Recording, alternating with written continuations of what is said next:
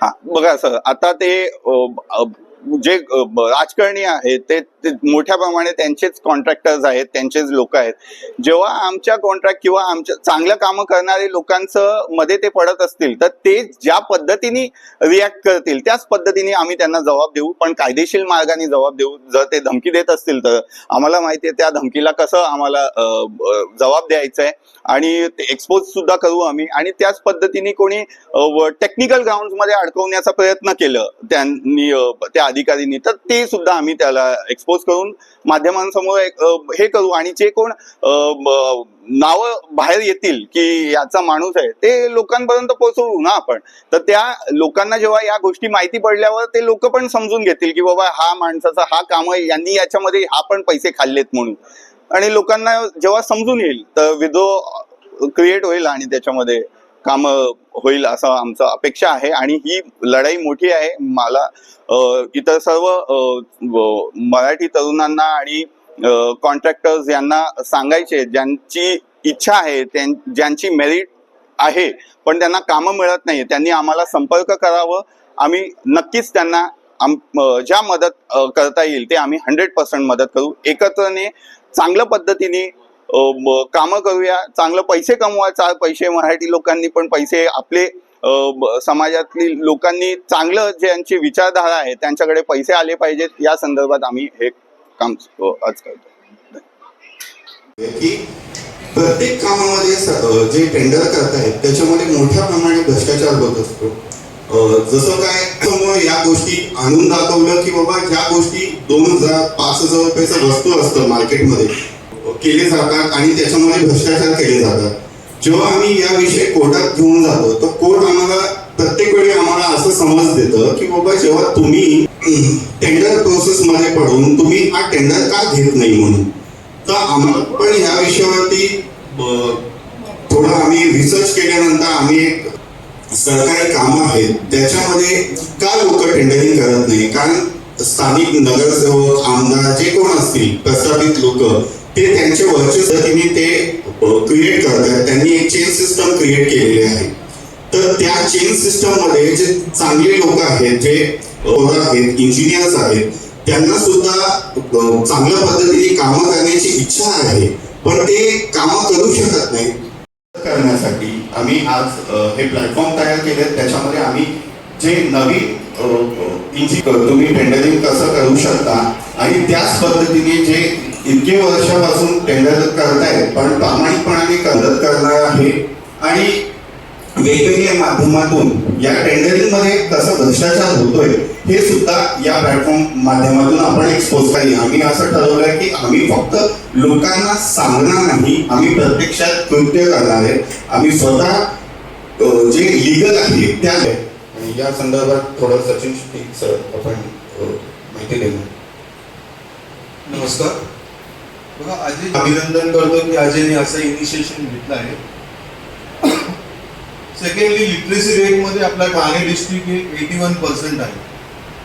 मुलं आहेत जे बाहेर पडतात, इंजिनियर होतात आणि 15-20 हजार रुपयाच्या नोकरीसाठी धावपळ करतात. या इनिशिएशनमुळे अनेक इंजिनियर अपेक्षा धरतो आपण. आणि लिगल प्रोसिजर्स मध्ये कुठेही गायडन्स असेल तर आम्ही या प्लॅटफॉर्मवर त्यांना द्यायला मानदिल राहू. धन्यवाद. नवी टेंडरिंग जे होतं त्याला कसं अटकाव करणार? आता सर जेव्हा आम्ही कोर्टात जातो ना तर कोर्टात आम्ही जेव्हा मांडतो ते पण असेल की डबल कामं काढले जातात तर हे कोर्ट जास्त आम्हाला हे देत नाही, म्हणजे त्या विषयावरती बोलायला देत नाही की बाबा प्रत्येक काम कोर्टाला एवढा ताण आहे ना की आपण असंच म्हणतोय ना 3 वेगवेगळ्या कंपनीचं. तर आम्ही त्याच रेटचं त्याच याच्यामध्ये कॉम्पिटिशन म्हणून आम्ही तिथे ऑब्जेक्शन घेता येईल आम्हाला. कारण जेव्हापर्यंत आपण टेंडर भरत नाही तर तिथे आम्हाला ऑब्जेक्शन घेण्याचा काही प्लॅटफॉर्म क्रिएट होत नाही. आणि आता जातील या मोहिमेत तर अजून जास्त त्याच्यामध्ये ज्या ज्या गोष्टी चुकीच्या आहे ते लोकांसमोर आणण्याकरता म्हणजे आमच्याकडे ठोस पुरावे असतात. सर, आज टेंडर ऑन मेरिट्स या नावाने आम्ही एक प्लॅटफॉर्म रेडी केलेले आहेत. मराठी उद्योजक, मराठी तरुण ज्यांना टेंडर प्रोसेसमध्ये म्हणजे प्रशासकीय कामामध्ये जे काही टेंडरिंग होतात त्याच्यामध्ये ते पुढे येत नाही, कारण ते घाबरतात की त्याच्यामध्ये मोठा भ्रष्टाचार आहे किंवा स्थानिक लोकांच्या त्याच्यामध्ये ताकद आहे की ते टेंडर करू देत नाहीये. तर या सगळ्या गोष्टीवरती तोडगा काढण्याकरता, त्यांना मदत करण्याकरता मी आज हे प्लॅटफॉर्म रेडी केलेले आहे. त्याच्यामध्ये आम्ही जे चांगले लोक आहेत त्यांना टेंडरमध्ये कामं करायचे आहेत, त्यांना माहीत नाही त्यांना आम्ही माहिती देणार, किंवा जे पहिल्यापासून टेंडरिंग करतात पण त्यांचे टेंडर जाणून बुजून साईडलाईन केले जातात टेक्निकल ग्राउंड्समध्ये, तर ते त्यासाठी लीगल टीम आम्ही रेडी केलेले आहेत. ते त्यांना हेल्प करणार आहेत आणि त्यांचे जेवढे टेंडरिंग कामं आहेत त्याच्यामध्ये मदत होईल. आणि या एक्झाम्पल म्हणून आम्ही सुद्धा आता आमचे सहकारी जे आहेत ते वेगवेगळ्या फील्डमध्ये आहे. कोण इंजिनियर आहे, कोण इलेक्ट्रिशियन्स आहेत, गेल्या 5 वर्षापासून ते कामं करतात. तर सरकारी कामामध्ये ते सुद्धा टेंडर करणार आहेत. आणि या टेंडरमध्ये जेव्हा आम्ही टेंडरिंग करू किंवा आम्ही टेंडर घेऊ तर त्या टेंडरमध्ये आम्ही एकही रुपयाचा भ्रष्टाचार करणार नाहीये. आणि जेव्हा भ्रष्टाचाराचा विषय आमच्या समोर येईल ते माध्यमांसमोर आणि लोकांसमोर या प्लॅटफॉर्म माध्यमातून आम्ही लोकांपर्यंत पोहोचवणार आहे. शिपायापासून अधिकाऱ्यापर्यंत पैसे दिल्याशिवाय ते जे टेंडरिंगचं जी फाईल आहे ती पुढे सरकत नाही, त्याला तुम्ही कसं रोखतो?